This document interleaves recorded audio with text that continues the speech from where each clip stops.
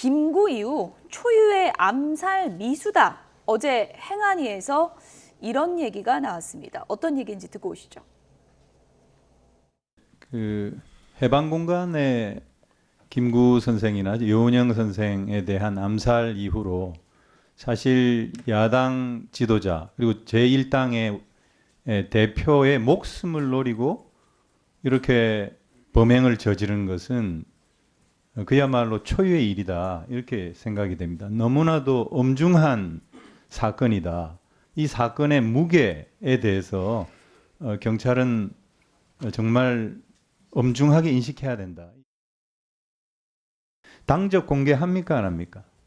일단 현재까지는 관련 법이 있기 때문에 그 법에 그게요. 의하면 사실은 공개가 저희 마음대로 임의로 할 수가 없는 그런 내용이라고 그렇지 판단하고 않습니다. 있습니다. 네. 이게 거의 사문화된 조항입니다. 그리고 이것은 범행 동기를 밝히는 데 있어서 결정적인 단서가 되는 것입니다. 그리고 맞습니다. 국민의 네. 알 권리 차원에서 예. 이제는 이 공개 안 하면 안 되는 수준까지 와 있는 거예요.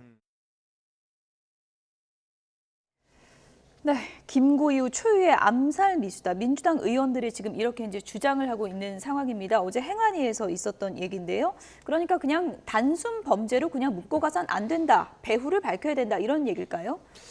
뭐 그런 뜻을 어느 정도 포함하고 있다고 봐야 될 것 같고, 뭐 간단히 1차적으로 규정을 하자면 정치 테러가 맞는 것은 맞다고 볼 수 있겠습니다. 그러니까 뭐 본인 그 피의자 본인도 얘기를 했지만 정치적인 목적을 갖고 있었고 그렇기 때문에 또 목숨까지도 노려서 목 부분에 예. 대해서 피습을 했기 때문에 이 부분에 대해서는 뭐 정치 테러다라고 하는 거고, 이제 경찰도 지금 이제 살인 미수를 적용을 또 하고 있는 그런 상황이기 때문에 뭐 정치 테러다라고 규정하는 것은 아무 문제가 없다 이렇게 볼 수가 있겠고, 이제 뭐 근데 이제 배후라든지 이런 문제들은 사실 저는 민주당에서도 배후에 대해서 직접적으로 언급하는 것보다는 여러 가지의 사건 경위가 자세하게 밝혀져야 되고 수사가 예. 제대로 돼야 된다, 이 정도로 원론적으로 얘기를 해도 충분하다고 봅니다. 그렇게만 돼도 어느 정도로 이제 어떤 사람들이 연루가 되고 이런 것들이 밝혀질 수 있는 거고, 당장의 우편 발송, 그러니까 변명문이라고 표현을 했죠. 그 변명문을 발송하는 걸 도와줬다라고 하는 사람이 이제 충남 아산에서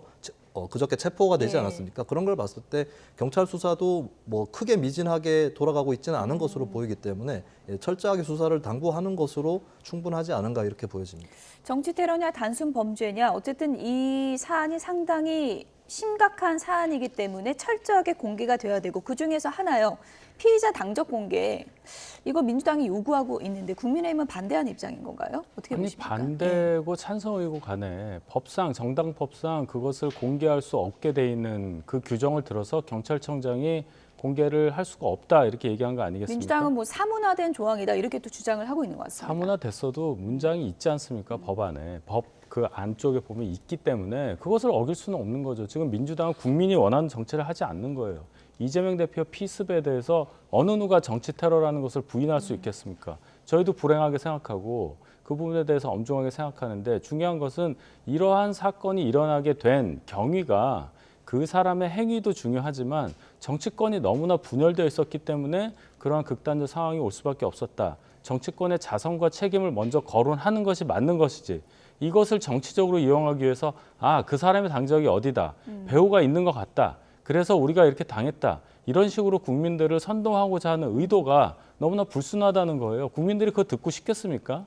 그 사람의 당적 여부에 대해서 여러 얘기가 있지만 당적이 중요하지 않다고 민주당의 홍익표 원내대표가 이미 얘기한 바 있어요. 지금 이해식 의원이 나와서 국회에서 저렇게까지 얘기하는 것이 과연 이재명 대표에게 무슨 도움이 되겠느냐. 국민들은 이재명 대표가 얼마나 회복하느냐, 상처가 어느 정도냐, 이런 걸 걱정해야 될 때 당적 여부가 나오고 뭐 병원 얘기가 나오고 이런 것은 민주당에서 대단히, 이런 말씀들이 좀 그렇지만 정무적인 감각이 정말 후진적이다. 저는 비난 안 할 수가 없다고 생각합니다. 이 사안을 어떻게 접근하냐는 이제 여야 모두 좀 셈법이 좀 다를 수도 있을 것 같은데, 당적을 공개해야 된다. 그리고 변명문 내용을 공개하는 게 맞다고 민주당이 또 주장하는 배경이 있을 것 같은데요. 네, 뭐 민주당 입장에서는 이 사건의 경위와 이 맥락, 전말을 상세하게 알고 싶다라는 취지라고 봐야 될 것 같고 입장을 뭐 국민의힘 입장에서도 생각해 보면 만약에 같은 당에서 대표가 저렇게 피습을 당했다거나 했을 때 비슷한 입장을 내놓지 않았을까. 그래서 저는 이 부분은 이제 상식적으로는 어느 정도 이해가 가는 바가 있습니다. 그리고 당정 문제도 이게 본질하고 조금 거리가 있다 할지라도 어쨌든 간에 뭐 사실 관계를 파악하는 데 있어서는 이게 꼭 본질이어야 되느냐.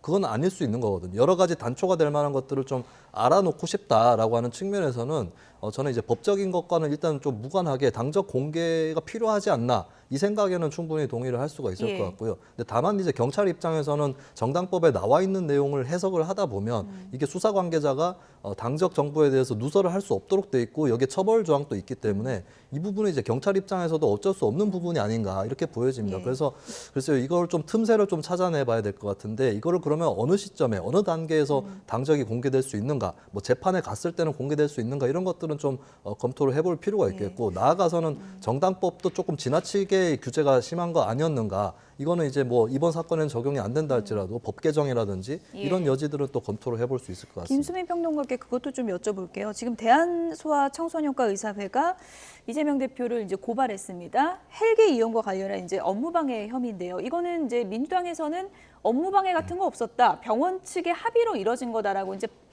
답변을 했는데 그건 어떻게 좀 처리해야 된다고 보십니까? 뭐 결과론적인 얘기일 수 있는데 여러 가지를 살펴봤을 때는 당시에 이재명 대표가 부산대 병원에서 수술을 받는 게 더 합당했다라고는 보여집니다. 그러니까 부산대 병원도 의상센터에서 그 정도 수술을 할 수 있는 충분한 역량이 됐고 또 이제 헬기를 또 써버리면 또 혹시나 다른 사람이 써야 될 경우에 쓰지 못하는 이런 사태가 발생을 할 수 있기 때문에 의료계에서 지적을 하는 거에 대해서는 대체로 정당하지 않나라고 그렇게 보여지는 거고 다만 이제 정상을 참작할 부분은 이제 워낙에 이제 당시에 좀 상황이 급박하고 또 그냥 인지상정격으로 혹시나 서울 가면은 더 치료를 잘 받을 수 있지 않을까 하는 관계자와 이제 가족들의 이제 어떤 생각 이런 것들이 좀 반영돼서 그랬던 걸로 보이고 그리고 사실은 부산대 병원도 다소간의 책임은 있다고 보여집니다. 사실 여러 관계자분들이 부산대 병원에서도 우리 병원에서 수술을 하도록 해야 된다라고 얘기를 했지만 최종 결정권이 있는 분들이 결국에는 전원을 결정하셨거든요. 물론 한국 사회 문화에서 가족들의 요청이나 이런 것들이 굉장히 결정적이긴 하나 이런 때는 의료진의 소견이 가장 우선입니다. 그런 의미에서는 부산대 병원에서도 조금 더 고집을 세우셔서 계속 그쪽에서 치료를 받게 하는 게 더 낫지 않았을까라는 아쉬움도 드는 그런 대목입니다. 이왕 이제 불거진 문제고 또 지역 의사회에서도 반발 성명을 계속해서 낸 문제이기 때문에 이 부분에 대해서도 어떻게 보면 민주당이 좀 구체적인 좀 해명과 설명이 필요하지 않나 이런 또 생각도 있는 것 같습니다. 먼저 말씀드려야 될 게 이 의제는 이 이슈는 저희 당에서 제기하고 싶지도 않고 솔직히 말을 더 얻는 것이 또 오해를 받을 수가 있어요. 이것은 전적으로 의료계와 또 특히 부산 지역 의료계와 민주당 간의 어떤 논쟁거리라고 생각을 합니다. 다만 객관적인 입장을 유지하면서 본다면 부산 지역 의료계, 특히 지역 의료계가 갖는 그런 상황, 지금 그것에 대해서 얘기하고 있는 것들에 대해서 민주당에서 지금 제대로 된 해명을 안 하고 있지 않습니까? 그냥 뭐 부산 지역에서 치료해 주셔서 감사합니다. 이 정도로 넘어가는데 이걸 설득할 수 있는 얘기를 해야지 자꾸만 얘기를 다른 쪽으로 끌고 가는 것은 적어도 이재명 대표에게 전혀 도움이 되지 않는다. 그리고 아까 말씀드렸듯이 그 피습 관련해서도 당정 얘기로 끌고 가는 거 이런 식으로 해서는 안 된다. 정확하게 해명해야 된다. 이런 입장입니다. 예. 민주당이 이번 주에 또 중요한 분기점을 맞을 일들이 있는 것 같습니다. 이낙연 전 대표가 탈당을 가시화했습니다. 11일, 그러니까 이제 모레가 되겠죠. 모레 탈당하겠다 밝힌 상황이고 비명계 의원들도 또 지금 나갈 움직임을 보이고 있거든요. 단순히 이분들 뿐일까? 더 나가지 않을까? 이런 전망도 나오고 있습니다. 어떻게 보십니까? 네, 근데 현재로서는 더 나갈 거냐라고 했을 때는 아직은 좀 비관적인 것 같아요. 그러니까 비명계 원칙과 상식 의원들이나 이낙연 전 대표 같은 경우는 뚜렷한 요구 조건이 이미 있었습니다. 통합비대위를 출범시키면서 이재명 대표가 사퇴해야 된다라고 하는 그 뚜렷한 조건이 있었고 그것이 이루어지지 않았기 때문에 탈당을 하는 것인데 근데 그 외에 다른 의원들은 이렇다 할 움직임이라든지 뚜렷한 요구는 없는 상태였거든요.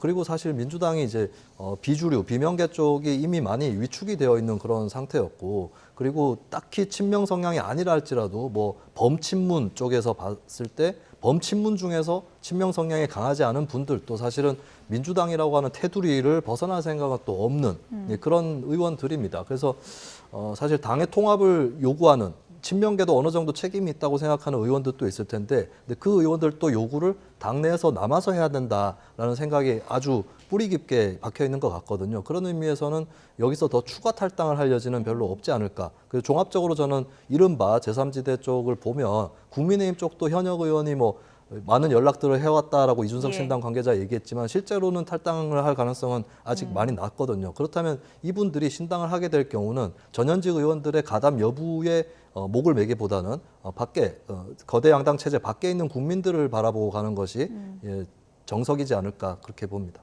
이석현 전 부의장은 이제 앞서 탈당을 했는데 관심을 보이는 현역 의원이 7, 8명은 된다라고 했거든요. 이게 관심을 보인다는 거는 어느 정도 관심을 얘기하는 건가요? 예. 상황에 따라서는 탈당해서 이제 합류할 수도 있다. 뭐 이런 예. 정도 의사 표시겠죠. 제가 말씀드렸지만 정치인이 특히나 현역에 지역구 갖고 있는 분이 당적을 바꾼다는 것, 탈당한다는 것 정말 어려운 일입니다. 관심 갖고 안 됩니까? 관심으로는 안 되고요. 예. 실질적으로 정말 본인이 예를 들어 공천이 안 되겠다는 판단이 한 90% 이상 돼야 결행할 수 있는 이민에 가까운 결단이다. 그래서 지금 어려워 보이긴 한다. 이 정도로 생각이 듭니다. 네. 이낙연 전 대표와 비명계 의원들의 탈당이 예정된 의원들만 나가는 건지 아니면은 뭐 탈당 도미노가 될지 이건 좀 지켜보도록 하겠습니다. 윤희석 대변인, 김수미 평론가 두 분이었습니다. 고맙습니다.